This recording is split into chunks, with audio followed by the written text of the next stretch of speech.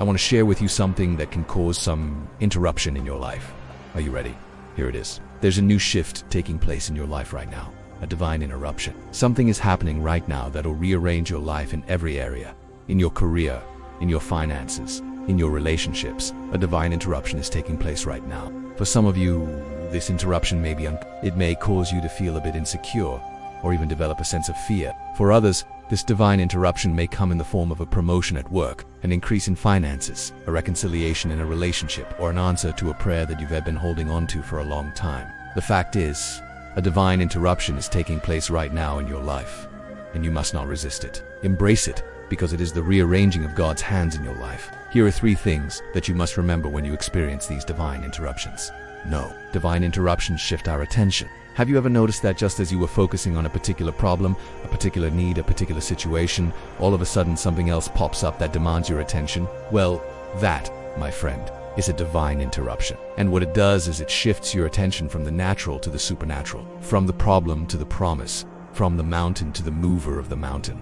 Divine interruptions shift your attention. They shift your focus. They realign your eyes to see beyond the natural and to believe in the reality of the supernatural. So when you experience a divine interruption in your life, don't fight it. Don't resist it. Don't try to ignore it. Embrace it. Because it is God shifting your attention to something that only He can do. No. 2. Divine interruptions purify our motives. When things get interrupted in our life, it allows us to examine our motives, to examine our heart, to examine our attitude. For example, when a season of financial blessing is interrupted, it forces us to look at why we really want money. When a season of health is interrupted, it compels us to look at our lifestyle and our choices. When a season of peace is interrupted, it challenges us to look at our relationships and our communication. Divine interruptions purify our motives, they purify our heart. They realign our desires to see if they are truly for us, or if they are only for our selfish ambitions and our selfish gain.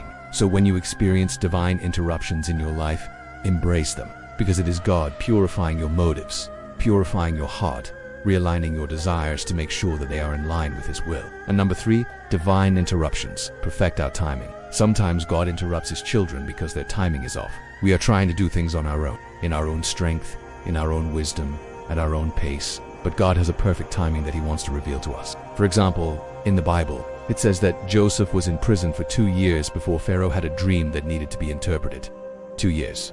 Imagine that. Or it says that David had to defeat the giant Goliath before he could become king over Israel. Or it says that Joseph had to be sold into slavery before he could end up in Egypt and save an entire nation. There is a divine timing that God wants to reveal to us. So when you experience divine interruptions in your life, embrace them, because it is God perfecting your timing. It is God realigning your steps to His perfect timing, His perfect rhythm, His perfect pace. Don't try to force things. Don't try to push things. Don't try to pull things.